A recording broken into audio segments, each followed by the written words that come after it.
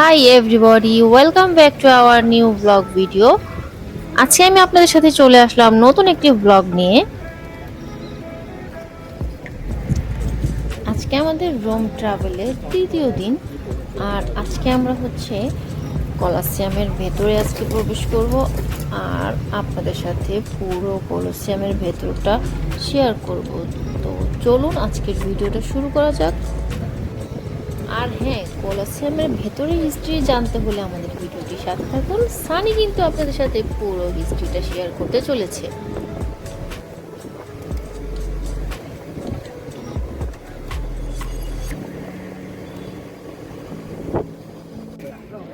আপনাদের সকলকে স্বাগতম জানাচ্ছি ইতালির রাজধানী রোম থেকে। রোমের বিখ্যাত স্থাপনা কলসিয়ামের ভেতর থেকে আপনারা দেখতে পাচ্ছেন প্রাচীন স্থাপত্যকলার এক অনন্য নিদর্শন, যা আজ থেকে 2000 বছর আগে নির্মাণ করা হয়েছিল। প্রায় 2000 বছর আগে খ্রিস্টাব্দ 78 খ্রিস্টাব্দে এটি উদ্বোধন করা হয় এবং 72 খ্রিস্টাব্দে এটি নির্মাণ কাজ শুরু করেন সম্রাট ভেসপেসিয়ান।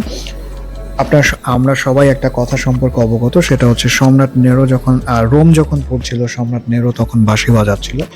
তো সম্রাট নেরোর সময় রোম শহর ব্যাপকভাবে অগ্নিকাণ্ডে ক্ষতিগ্রস্ত হয়, যদিও সাথে সাথে তার শাসনের অবসান ঘটেনি। এর পরে সম্রাট নেরোর বিরুদ্ধে রোমের যে সিনেট, তৎকালীন পার্লামেন্ট বলা চলে, সেই পার্লামেন্টে একটা বিল পাস হয় যে সম্রাট নেরোকে দেখামাত্র হত্যা করার বা গ্রেফতার করে তার বিচার কার্য করার একটা বিষয় ছিল, যেটা অলমোস্ট তাকে মৃত্যুদণ্ড দেওয়ার কথা ছিল। তো নেরো সেখান থেকে পালিয়ে যান বা রাজপ্রাসাদ ছেড়ে পালিয়ে যান। এখন যেখানে কলসিয়ামটা অবস্থিত, ঠিক সেই জায়গাটাতে একটা প্রাসাদ ছিল এবং ধারণা করা হয় সম্রাট নেরো সেই প্রাসাদ থেকে পালিয়ে যান এবং পরবর্তীতে তিনি আত্মগোপনে থাকা অবস্থায় নিজেই আত্মহত্যা করে মারা যান। তো সম্রাট নেরোর পরে আপনার 4 জন শাসক একই বছরে সম্রাট হয় রোমের ইতিহাসে, যেটা 4 সম্রাটের বছর হিসেবে বা পরিচিত রোমান হিস্ট্রিতে। তো শেষোক্ত জন যিনি ছিলেন, তিনি ছিলেন সম্রাট ভেসপেসিয়ান, যার হাত ধরে আসলে এই কলসিয়ামের নির্মাণ কাজ শুরু করা হয়। এবং সম্রাট ভেসপেসিয়ান একজন সাধারণ সৈনিক থেকে বা সাধারণ পরিবার থেকে উঠে আসা একজন সৈনিক, তারপর রোমান আর্মির জেনারেল ছিলেন এবং যিনি কুখ্যাত বা বিখ্যাত হয়ে আছেন জেরুজালেমের যে মন্দির আছে বা টেম্পল, সেই টেম্পল লুটকারী হিসেবে।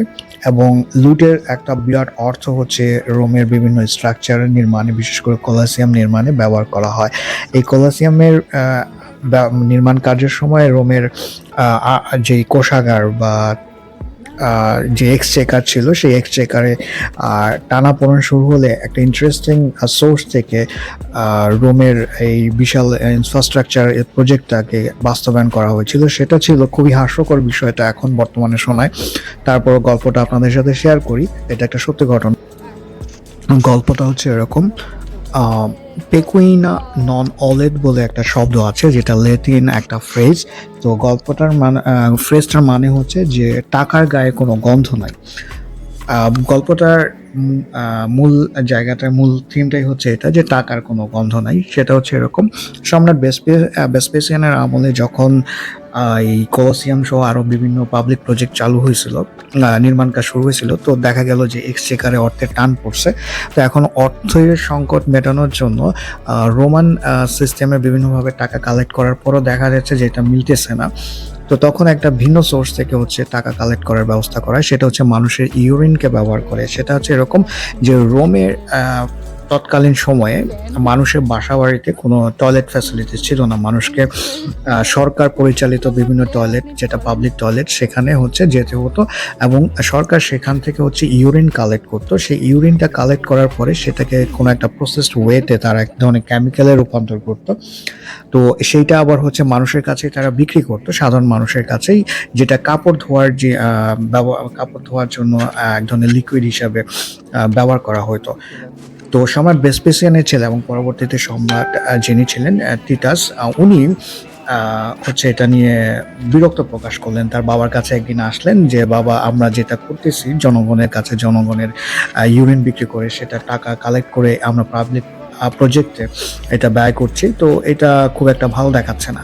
তো তখন ভেসপেসিয়ান একটা কয়েন নিয়ে তার ছেলের দিকে ছুঁড়ে মারে এবং বলে যে এটা শুকে দেখতে। তো ছেলে এটা শুকে দেখার পরে তাকে জিজ্ঞেস করে এটা থেকে কোনো গন্ধ আছে কিনা।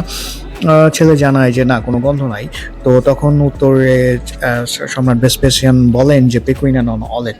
তো অনেক ভাবেই হচ্ছে এই পাবলিক ফান্ডের জন্য টাকা নেওয়া, পাবলিক প্রজেক্টের জন্য ফান্ড ক্রিয়েট করার জন্য টাকা নেওয়া হয়েছে। তো তার মধ্যে এরকম হচ্ছে একটা হচ্ছে যে মানুষের মানে ইউরিন মানে মানুষের কাছে বিক্রি করে সেটা থেকে টাকা কালেক্ট করা হয়েছে এবং সেটা দিয়ে হচ্ছে এই কলোসিয়াম তৈরি করা হয়েছে।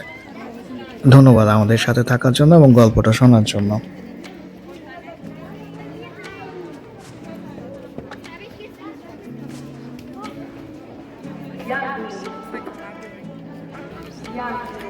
আজকের মতন ভিডিওটি আমরা এখানেই শেষ করছি। নেক্সটে আবার নতুন কোনো ব্লগে আপনাদের সাথে দেখা হয়ে যাবে।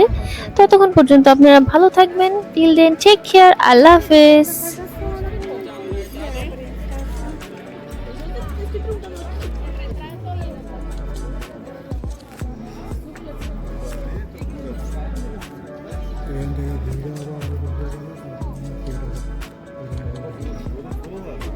থিয়েটার